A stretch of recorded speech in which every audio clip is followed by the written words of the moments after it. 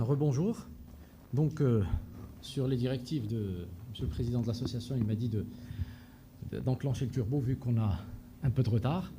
Et donc, au risque de vous faire une indigestion, on parlera encore de la prise en charge du cancer de la prostate métastatique en première ligne. Donc, bien sûr, vous le savez, c'est le premier cancer de l'homme après 50 ans. Et comme connu dans ses formes les mieux différenciées, il s'agit d'un cancer qui est d'évolution naturellement lente.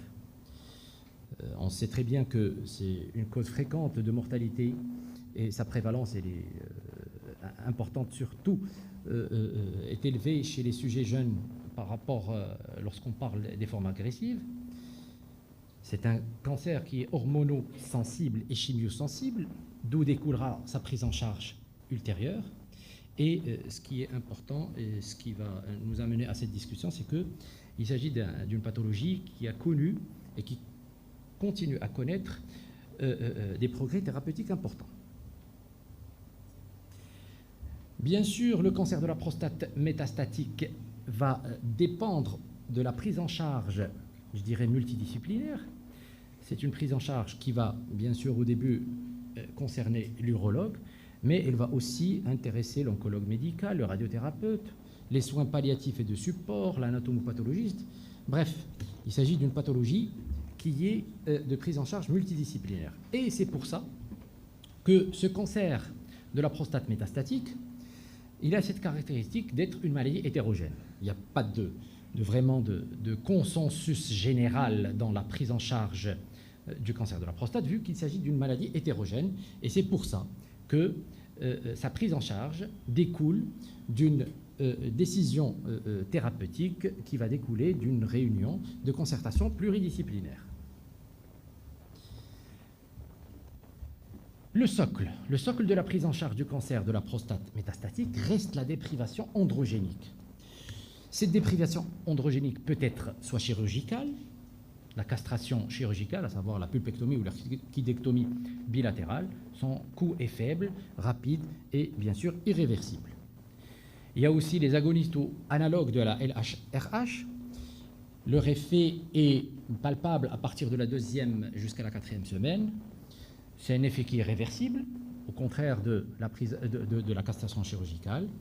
Les analogues de LHRH ont ce désagrément, à savoir le flare-up. C'est pour ça qu'on se protège de ce flare-up par les anti-androgènes non stéroïdiens, rarement par les stéroïdiens. Et comme vous le savez, il y a un foisonnement de molécules comme la goséréline, la triptoréline, etc. Pour éviter ce flare-up, il y a les antagonistes à LHRH. Leur effet est rapide et pas de flare-up. Bon, actuellement, on est en train de on parle depuis 2017 des nouvelles hormonothérapies, dites hormonothérapies de nouvelle génération, ou encore les anti-androgènes de seconde génération. Ils ont la caractéristique d'être des médicaments qui sont pris par voie orale, et après l'acétate d'abiraterone, il y a plusieurs molécules qui ont vu le jour et qui ont enrichi l'arsenal thérapeutique, à savoir l'enzalutamide, la palutamide, et d'autres molécules. C'est un cancer, comme je vous ai dit, chimiosensible. Bien sûr, le docétaxel reste la pierre angulaire de sa prise en charge de chimiothérapie, et puis le cabazitaxel est utilisé surtout en 2e ligne de chimiothérapie. Il y a les inhibiteurs de PARP, l'olaparib, et l'immunothérapie, à savoir le spileucel et le pembrolizumab. Le pembrolizumab est surtout utilisé en cas de tumeur à charge mutationnelle élevée. Les traitements des métastases osseuses, on a la radiothérapie externe à visée palliative, surtout antalgique et décompressive, la radiothérapie métabolique, surtout le radium-233, l'acide zolédronique et le dénosumab. La radiothérapie prostatique dans le cancer de la prostate métastatique de nouveau est surtout utilisée et réservée pour la maladie métastatique à faible volume tumoral. Et puis, il y a la radiothérapie stéréotaxique, surtout pour les maladies oligométastatiques, à savoir inférieures à 4 localisations osseuses. Donc, on va attaquer le vif du sujet, à savoir le cancer de la prostate métastatique hormono-naïf. Bien sûr, en situation d'hormonosensibilité, les objectifs de notre traitement sont, premièrement, améliorer la survie globale et la survie sans progression, retarder l'évolution vers la résistance à la castration, pallier aux symptômes du cancer de la prostate et surtout dans sa localisation osseuse, mais, il y a toujours un mais, avec une toxicité réduite, préservant bien sûr la qualité de vie des patients. Ce choix thérapeutique va être dicté par des éléments, à savoir le premier, c'est le score de Gleason de la tumeur primitive, le nombre et la localisation des métastases osseuses et la présence de métastases viscérales. Et c'est pour ça que va découler 2 études qui ont permis de stratifier les patients selon soit le volume tumoral, soit le risque évolutif. Concernant le volume tumoral, il y a la fameuse étude Chartide. Concernant le risque évolutif, il y a l'étude Latitude. On commencera par la chimiothérapie, parce que c'était le premier élément qui a été introduit lorsqu'il y a une résistance à la castration, et donc le docétaxel. Pour ce qui est de l'essai Chartide, c'est l'association du docétaxel à la privation, à savoir au socle, qui est la déprivation hormonale dans le cancer prostatique métastatique de première ligne. L'objectif primaire de cette étude était de voir l'impact sur la survie globale, et l'étude a démontré un bénéfice en survie globale en faveur de la chimiothérapie associée à l'hormonothérapie de première ligne. Et c'est une étude qui a été faite pour les patients qui ont un haut volume tumoral. Un autre graphe qui montre ce constat, à savoir que l'introduction de la chimiothérapie pour les hauts volumes tumoraux démontre une survie globale importante par rapport à l'utilisation seule de l'hormonothérapie seule. Il y a aussi l'étude Stampede. L'étude Stampede, c'est un essai, comme vous le constatez, à plusieurs bras. Là, dans cette diapo, on va s'intéresser surtout, dans un premier temps, au bras comparant le docétaxel. Et donc, cette étude a aussi montré l'intérêt de l'introduction du docétaxel avec une amélioration, un bénéfice au niveau de la survie globale. Ce bénéfice est toujours maintenu avec une réduction du décès de presque 19%. Il y a aussi l'étude française, le GETUG, qui a utilisé le docétaxel associé à l'hormonothérapie contre l'hormonothérapie seule. En fait, on a constaté une différence en survie globale qui n'est pas significative, même après un suivi important. C'est dû à quoi? C'est dû surtout au faible effectif et le crossover, c'est-à-dire l'introduction de docétaxel, qui a été permis après progression sous hormonothérapie seule. La méta-analyse des 3 essais a donné, compilant les 3 essais avec chimiothérapie à base de docétaxel, a démontré, continue de démontrer le net bénéfice en survie globale et la survie sans évolution radiologique avec l'association au docétaxel. On passe à une nouvelle hormonothérapie. Les nouvelles hormonothérapies sont dominées surtout par l'introduction en 2017 de l'acétate d'abiraterone. Après, on a eu les autres molécules qui sont venues. Et c'est pour ça que la plupart des études qui ont démontré l'intérêt de l'introduction de l'hormonothérapie de deuxième ligne se sont faites surtout par l'acétate d'abiraterone. L'essai Latitude, c'est l'abiraterone dans le cancer de la prostate métastatique de nouveau, avec pour objectif primaire, c'est l'étude de la survie globale ainsi que la survie sans progression radiologique. L'étude, son schéma est simple, l'hormonothérapie seule associée à un placebo avec une hormonothérapie associée à l'acétate d'abiraterone plus la prédnisone. Donc, ça a démontré, comme vous le voyez sur ce schéma, une réduction de presque 38% du risque de décès et une réduction du risque de progression radiologique de presque la moitié, 53%. Il y a aussi l'étude Latitude a aussi traité l'intérêt de l'adjonction de l'acétate d'abiraterone dans l'amélioration de la qualité de vie. Et donc, cette étude a démontré une réduction très importante de la progression de la douleur, de l'ordre de 37%, et aussi une réduction du risque de la progression de la fatigue de 35%. On revient toujours à cet essai à plusieurs bras, l'essai Stampede. Là, on va s'intéresser à l'adjonction de l'acétate d'abiraterone. Et là, comme vous le constatez, un bénéfice en survie globale dans le bras abiraterone chez la population générale est très important. Un bénéfice retrouvé quel que soit le groupe à risque ou le volume tumoral, là c'est important. Et l'ESMO 2020 a publié un papier qui maintient ce bénéfice avec un gain de presque 3 ans, 2,8 ans, donc 6,6 versus 3,8. Toujours la méta-analyse des deux essais, utilisant l'acétate d'abiraterone en première ligne, à savoir l'étude Latitude et Stampede, objectif, un net bénéfice en survie globale.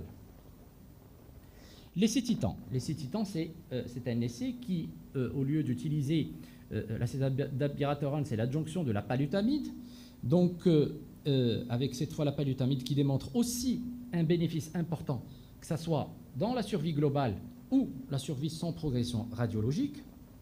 L'essai Enzamet, comme son nom l'indique, c'est l'utilisation de l'enzalutamide, à savoir un bras hormonothérapie standard seul, et l'autre bras, c'est l'adjonction de l'enzalutamide. On a constaté un bénéfice significatif en survie globale de presque 33%, un bénéfice observé chez faible et fort volume tumoral, et aussi, on l'a constaté, c'est que pas de bénéfice en survie chez les patients qui ont été pré-traités par le docétaxel. C'est pour ça qu'il y a toujours cette question, est-ce qu'on commencera par le docétaxel ou est-ce qu'on commencera par l'hormonothérapie de deuxième génération? L'essai Archis, c'est aussi l'utilisation de l'enzalutamide, bras enzalutamide associé au socle, à savoir l'hormonothérapie et la déprivation hormonale, et l'autre bras, c'est placebo et hormonothérapie. Donc, c'est encore une fois, cet essai a démontré qu'il y a une réduction très importante de risque de progression de presque 60%, et l'ESMO a confirmé cette tendance, et donc après un suivi de 45 mois, on a un gain significatif en survie globale de 34%, et on l'a constaté, c'est qu'on a une absence de gain chez des patients pré-traités par docétaxel ou chez des patients qui ont des métastases viscérales. Bon, la question, c'est choix entre chimiothérapie ou hormonothérapie de nouvelle génération. Comme vous le constatez, les données de la littérature montrent un gain en survie globale, que ce soit sous hormonothérapie de nouvelle génération ou bien sous docétaxel. Le choix est débattu, mais va être orienté par certains critères. Ces critères sont dictés par une comparaison directe entre l'abiraterone et docétaxel dans l'essai Stampede, et la méta-analyse de Wallis. C'est une comparaison indirecte entre l'abiraterone et docétaxel sur des données de 5 essais. On a constaté qu'en termes de survie globale, il n'y a pas vraiment de différence entre les hormonothérapies de deuxième ligne et le docétaxel. Par contre, il y a une autre méta-analyse là qui étudie les données de la qualité de vie. Les bénéfices sont similaires, bien sûr, en survie globale, mais en ce qui concerne la qualité de vie, l'hormonothérapie de deuxième ligne c'est-à-dire l'adjonction de l'hormonothérapie de deuxième ligne est plus en faveur d'une meilleure qualité de vie. Pour ce qui est de la comparaison directe entre l'abiraterone et le docétaxel, toujours dans l'étude Stampede, la survie sans échec thérapeutique, et comme vous le constatez, est en faveur de l'abiraterone, mais même en ce qui concerne la survie globale, il n'y a pas vraiment de différence entre l'hormonothérapie de deuxième ligne et la chimiothérapie. La comparaison directe entre l'abiraterone et le docétaxel, c'est surtout une comparaison qui va s'intéresser aussi par les effets secondaires, et donc nous allons être amenés à choisir tel ou tel choix thérapeutiques aussi en fonction des effets secondaires. Les profils de toxicité, comme vous le constatez, sont très différents. Une toxicité plutôt hématologique concernant le docétaxel. Par contre, on a une toxicité surtout endocrinienne pour l'abiraterone. Il y a aussi le choix thérapeutique va être aussi dicté par le patient, ses attentes, ses antécédents, son état général, ses moyens aussi. Sur le plan pécunier, le docétaxel revient moins cher que l'hormonothérapie de deuxième génération. La prise, elle est aussi, c'est une prise qui est plus facile concernant l'hormonothérapie de deuxième ligne.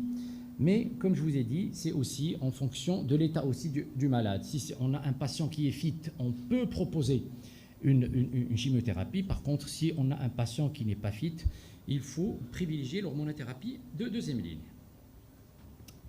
On revient à ce qui a été dit et redit. La place de l'intensification, à savoir l'hormonothérapie de première et deuxième ligne, associée à la chimiothérapie. Il y a l'étude PEACE-1. C'est une étude qui va évaluer l'intérêt de rajouter un traitement standard, à savoir hormonothérapie associée à une docétaxel à l'abiraterone et un traitement local ou les deux données de l'abiraterone que l'on va présenter.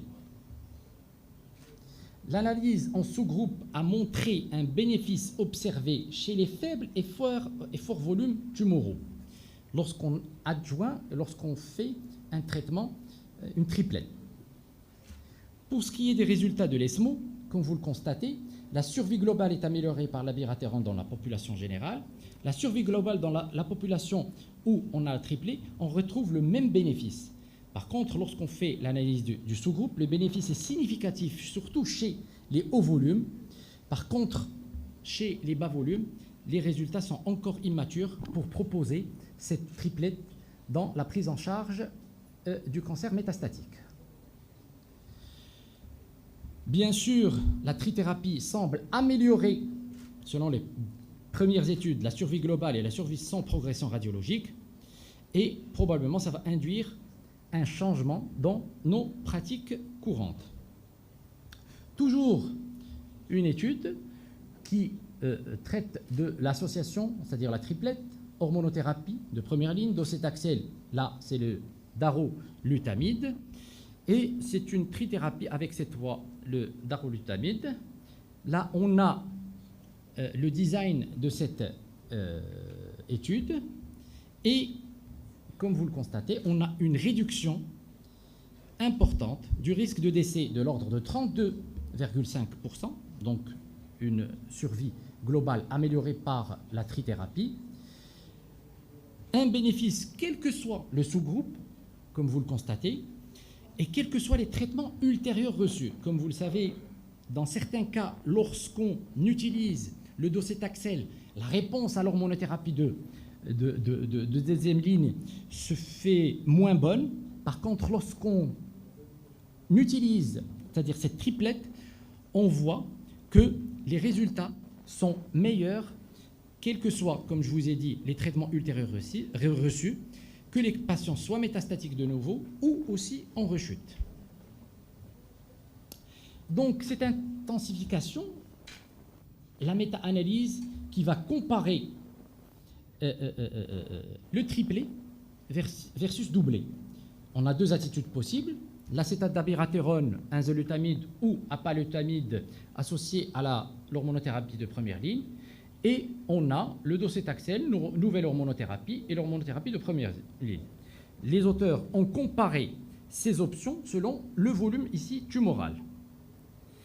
Et là, la méta-analyse qui va comparer va donner ces trois messages. Les triplés association hormonothérapie de première ligne associée à une hormonothérapie de deuxième ligne associée au docétaxel va améliorer la survie globale par rapport à la combinaison hormonothérapie docétaxel.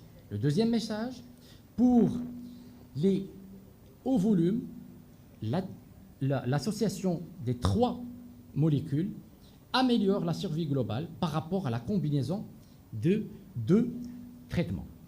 Pour les faibles volumes, la question reste ouverte avec les données actuelles, il n'y a pas vraiment de résultat qui montre que 3 fait mieux que 2. Pour conclure, en phase d'hormonosensibilité, il faut proposer actuellement d'emblée des associations chez les patients fit, c'est-à-dire les patients qui sont aptes à recevoir cette bithérapie. Que ce soit hormonothérapie de première ligne associée à une hormonothérapie de deuxième ligne, que ce soit l'hormonothérapie associée au docétaxel, que ce soit l'association des 3 thérapies qui peut-être va devenir le dogme dans l'avenir. Et bien sûr, ne pas attendre la castration, c'est-à-dire la résistance à la castration. Là, c'est les guidelines de l'ESMO qui, dans la prise en charge selon les recommandations de l'ESMO, il faudrait stratifier les patients selon le volume tumoral. Si on a un faible volume tumoral, on peut associer maintenant 2 molécules, c'est-à-dire l'hormonothérapie ou avec l'hormonothérapie de deuxième ligne, bien sûr associée à une irradiation de la prostate. Pour les hauts volumes, c'est docétaxel, abiraterone ou enzalutamide seul. Comme vous le savez, et je ne vais pas me répéter, le cancer de la prostate hormono-naïf métastatique de nouveau est une maladie très hétérogène. Ça dépendra et du Gleason et du volume tumoral et des sites métastatiques. Sa prise en charge est multidisciplinaire, ce qui va découler d'une prise en charge personnalisée, donc après réunion de concertation pluridisciplinaire. L'arsenal thérapeutique continue de s'enrichir. En situation de résistance à la castration, il ne faut pas attendre que le patient soit symptomatique pour introduire les nouvelles hormonothérapies. L'intérêt des associations est maintenant démontré. L'avenir va démontrer encore est-ce que 3 fera mieux que 2. Voilà, merci.